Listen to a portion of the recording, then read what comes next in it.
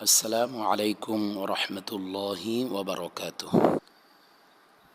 মুমিনের আমল চ্যানেলের পক্ষ থেকে আপনাদের সবাইকে জানাই আন্তরিক শুভেচ্ছা ও মোবারকবাদ। প্রিয় দিনদার বন্ধুগণ, আজ আমরা জানব সূরা ইয়াসিনের নিয়মিত আমল, যে কারণে খুবই গুরুত্বপূর্ণ ও জরুরি।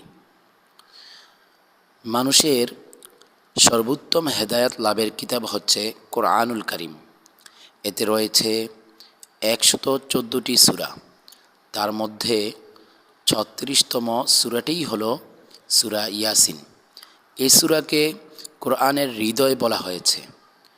সূরাটির নিয়মিত তেলাওয়াত ও আমলে রয়েছে অনেক গুরুত্বপূর্ণ ফজিলত।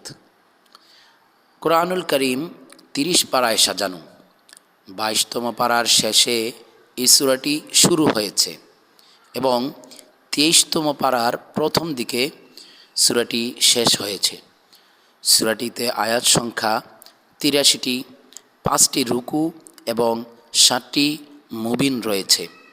সূরাটির ফজিলত সম্পর্কে হাদিসের অনেক বর্ণনা রয়েছে।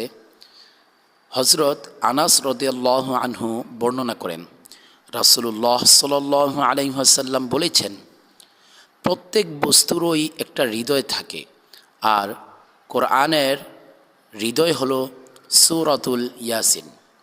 যে ব্যক্তি সূরা ইয়াসিন একবার পড়বে, মহান আল্লাহ তাকে 10 বার পুরো কোরআন শরীফ খতম করার সওয়াব দান করবেন। সুবহানাল্লাহ। এই হাদিসটি তিরমিজি শরীফে বর্ণিত। রাসূলুল্লাহ সাল্লাল্লাহু আলাইহি ওয়াসাল্লাম আরও বলেছেন, সূরা ইয়াসিন কোরআনের রূহ বা হৃৎপিণ্ড। যে ব্যক্তি আল্লাহ ও পরকালের কল্যাণ লাভের জন্য সূরা ইয়াসিন পাঠ করবে, তার জন্য রয়েছে মাগফিরাত বা ক্ষমা। সূরা ইয়াসিন বুঝে পড়ায় রয়েছে অনেক উপকারিতা।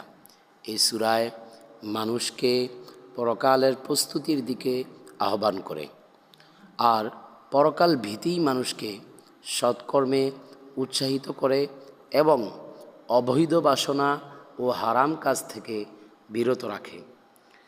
সুতরাং দেহের সুস্থতা যেমন অন্তরের সুস্থতার উপর নির্ভরশীল, তেমনি ঈমানের সুস্থতা পরকালের চিন্তার উপর নির্ভরশীল। এই সূরার নিয়মিত আমলকারীর প্রতি থাকে আল্লাহর সন্তুষ্টি। আল্লাহর সন্তুষ্টি অর্জনকারীর কোনো গুনাহ থাকে না। সেই দিক থেকে পরকালীন কল্যাণের জন্য সূরা ইয়াসিনের আমল করা আমাদের জন্য অত্যন্ত জরুরি বটে। প্রিয় দর্শক, আমরা সকলেই সূরাতুল ইয়াসিনের আমল করব। আল্লাহ তাআলা আমাদের সবাইকে তৌফিক দান করুক, আমিন। প্রিয় দর্শক, ভিডিওটি যদি আপনার কাছে ভালো লেগে থাকে, আপনার মূল্যবান মতামত লাইক এবং কমেন্টের মাধ্যমে জানাবেন। দিন প্রচারের স্বার্থে অবশ্যই ভিডিওটি শেয়ার করে দিন।